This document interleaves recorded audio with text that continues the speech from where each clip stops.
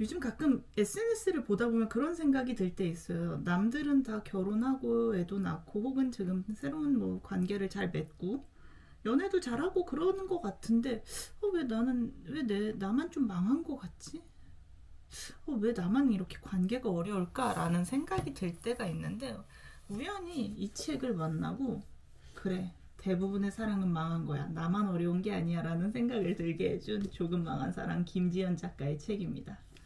이 책은 정말 말 그대로 망한 사랑 이야기들을 수록하고 있는 책이에요. 뭐 나하고 함께 같이 살고 있는 사촌에 보증금을 빌려간 남자친구가 어느 날 잠적을 해버리는 그런 연애도 있고요. 또 전세 사기를 당한 피해자이자 또 어떻게 보면 내가 전세 사기를 당해서 대출을 받아서 내가 나하고 함께 동거하고 있는 애인을 도와줬는데 나한테 억대의 빚만 남기고 잠적한 뒤 결혼을 한 그런 연애도 있습니다. 또 이미 헤어진 전 남편의 가족 사진을 지갑에 넣고 다니는 그런 여자도 있어요. 정말 그리고 어떤 피해망상에 빠져가지고 누군가 날 해칠 거라는 생각에 계속해서 도망을 다니는데 그 남편에게 맞춰주면서 점점 더 같이 함께 추락하는 그런 관계도 있고요. 그리고 사별한 배우자를 끝내 잊지 못하고 끊임없이 라이브 포토를 돌려보는 그런 사람도 있습니다. 어떻게 보면 다 망한 사랑이에요. 이 망한 사랑의 이야기들을 가만히 읽고 있으면 이런 생각이 듭니다.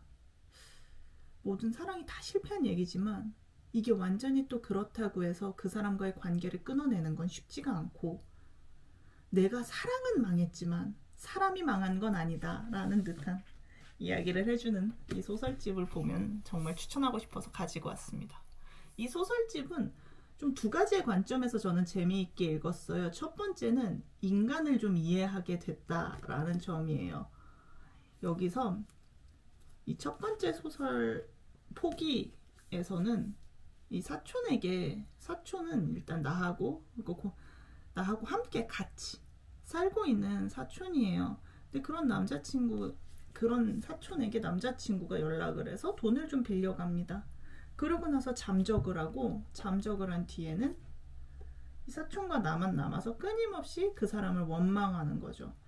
그러다 어느 날 둘이서 술을 한잔 마시고 왕릉에 갑니다. 우연히 걷다가 왕릉에 가게 돼요. 그리고 왕릉에 가서 소리를 지르고 막 노래를 부르고 막 왕릉에 들어 눕고 그러는데 제가 그냥 지나가다가 그 사람의 딱 그 행동만을 봤으면 딱 한마디로 그냥 정의하고 넘어갔을 것 같아요. 약간 또라이다 혹은 미친 X다 이렇게 생각하고 말았을 텐데 이 소설을 읽고 나면 이 앞에 사연을 알고 나면 그래 그 행동을 한 것까진 이해는 안 되지만 그럴 수는 있겠다. 왜 얘가 이렇게까지 답답해서 일탈을 하고 싶어 했을까가 이해가 돼요. 그러니까 사람을 이해하게 하는 그런 관점에서는 또 재미있게 보는 거죠. 전혀 이해할 수 없었을 것 같았던 마음을 이해하게 된다는 점에서 또 이 소설을 재미있게 볼 수 있었고요.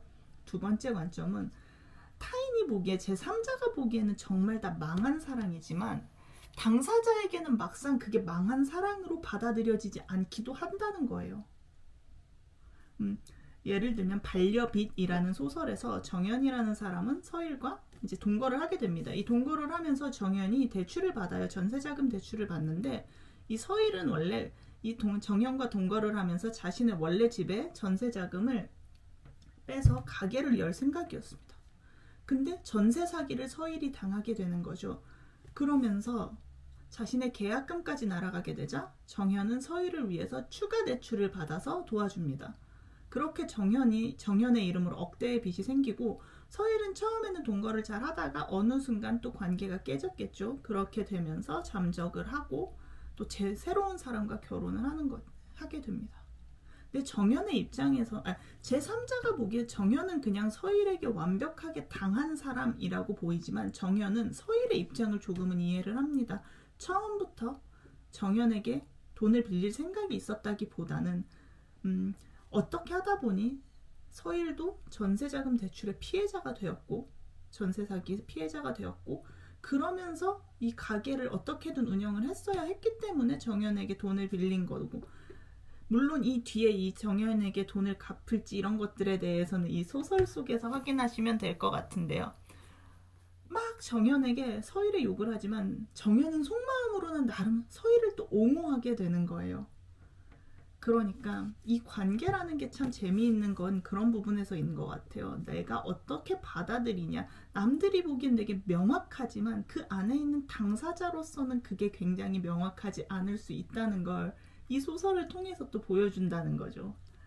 그리고 제가 가장 재미있게 읽은이라기보단 인상 깊게 읽은 소설은 마지막은 아니고 아마 세 번째였나 네 번째 소설이었을 거예요. 좋아하는 마음 없이에서는 정말 불가해한 인간의 마음의 한 편을 딱 보여주는 듯한, 뭐 하나 종결되고 우리가 생각하기엔 어떤 관계에서 난 이렇게 할 거야 라고 하고 끝 이렇게 낼 것 같지만 전혀 끝이 나지 않고 다음에도 얼마든지 손바닥 뒤집듯이 뒤집어질 수 있는 인간의 마음을 굉장히 잘 보여주는 소설인데요.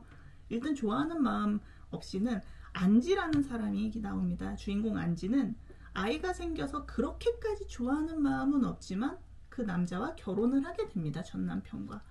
안지가 결혼하게 된 배경에는 그런 것도 있는 것 같아요. 너 이제 몇 살이 됐으면 이때는 공부 열심히 해야 돼. 공부를 열심히 했으니까 너 20살 되면 대학 가야 돼. 20살에 대학을 갔으면 20대 중반쯤에는 너 취업해야 돼. 약간 이렇게 압박하는 그런 단계들이 있잖아요. 약간 정상성을 이제 표방해서 압박하는 그런 단계들, 사회에서 요구하는 것들, 그런 것들 때문에 안지는 그래 아이가 생겼으니까 내가 그렇게 좋아하진 않더라도 결혼을 하자라는 생각에서 결혼을 하게 됩니다. 그렇지만 이 안지도 전 남편도 서로를 호감이 있었어요. 싫다 이견 아니지만 호감은 있었지만 정말 좋아한다, 정말 사랑한다까지는 아니었던 거죠. 그렇게 안지는 임신을 했고 이 전 남편은 새로 좋아하는 사람이 생긴 거예요.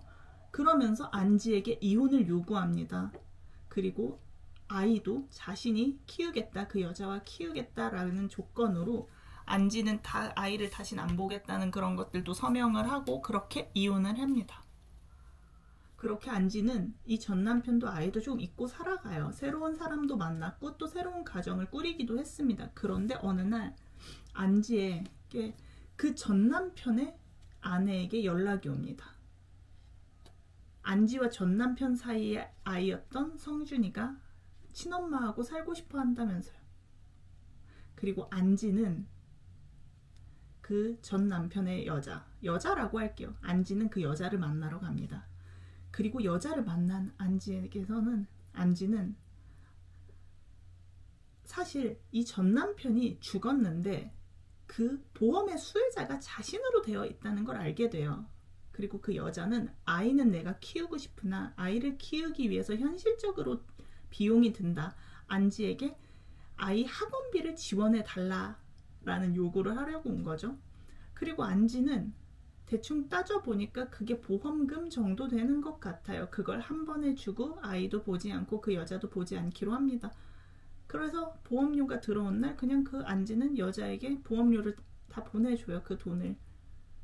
그러고 났는데 그 안지와 여자가 만난 날 그 여자가 실수로 지갑을 흘리고 카페에 지갑을 흘리고 갑니다. 안지는 이제 그 지갑을 맡기면서 카페에 맡기는데 무심코 열어보니 그 안에 전 남편과 여자 그리고 자신의 아들인 성준, 이렇게 세 사람의 가족 사진이 있는 거예요. 그래서 그 가족 사진을 가지고 와서 자기 지갑에 껴놓습니다. 딱 여기서까지만 보면 안지하고 남편 사이에서, 지금 현재의 남편 사이에서 대화가 있습니다. 남편이 그럼 그 아이를 우리가 키우는 건 어때? 라는 식으로 이야기를 하는데 안지가 아니야, 절대 키우진 않을 거야. 아 그래? 이 얘기는 끝이야? 끝이야? 이렇게 하고 넘어가지만 이 마음이 언젠가 또 얼마나 또 바뀔 수 있다는 거, 또 일말의 한쪽으로는 그 사진을 끼워놨다는 게 남들이 보기엔 전혀 이해할 수 없는 행동이지만 안지가 생각하기에는 내 가족이었고 한때는 그 정리되지 않은 남아있는 감정들을 때로는 이렇게 꺼내볼 수도 있다는 것, 그런 여러 가지 다양하고 복합적인 감정을 그 지갑에 사진을 넣어서 가지고 다닌다는 것으로 표현을 한 것 같아서 너무 좋더라고요. 인간의 불가해한 마음들을 조금은 알 수 있게 해주는 그런 소설집이어서 정말 너무 좋았던 소설집인데요. 사실 김지은 작가님은 제가 이전에 마음에 없는 소리라는 소설집이 또 있어요. 이 소설집에서도 정말 관계의 미묘한 파장을 잘 포착하는 작가님이라고 생각을 했었거든요. 그러니까 이렇게 큰 넓은 호수에 물을 어떤 동전 같은 거, 물 여기서도 나오지만 이렇게 뭔가를 탁 떨어뜨릴 때 거기서 이렇게 파장이 일잖아요. 관계에서도 마찬가지인 것 같아요. 어떤 물이 있고 사건이 하나가 탁 발생했을 때 물론 팡 하고 물이 튀는 그런 큰 부분도 있지만 그 이후에 잔잔하게 이어져 오는 물결들이 있잖아요.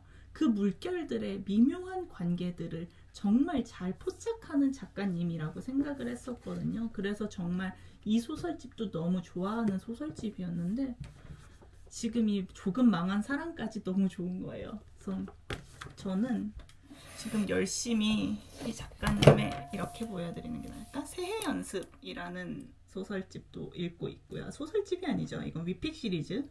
조금 망한 사랑 위픽 시리즈도 열심히 읽고 있고요. 그리고 앞에 보니까 태초의 냄새, 핀 시리즈로 나온 태초의 냄새하고 그리고 이제 데뷔작이신 것 같은데 빨간 모자 이렇게 두 편이 남아 있어서 이 두 편도 열심히 한번 읽어서 전작주의자가 한번 돼보려고 하고 있습니다. 네, 그렇고요. 혹시나 왜 나만 이렇게 망한 것 같지? 왜 나는 이렇게 관계가 힘들지? 왜 나는 이렇게 어려운 거지? 남들은 쉽게 하는 걸 왜 나만 어렵게 하는 거지? 라고 하는 생각이 드시는 분이 있다면 이 소설집 한번 읽어보면서 그래, 나만 망한 거 아니다. 다 망했다. 야, 다 망하자.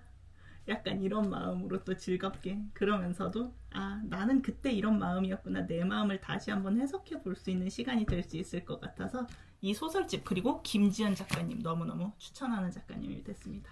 이 소설집이랑 작가님 너무 추천하니까 한번 읽어보시고 또 다른 의견이나 다른 해석 있으시면 언제든지 댓글로 남겨주셨으면 좋겠습니다. 그럼 저는 다음에 또 다른 소설 이야기로 찾아올게요. 안녕.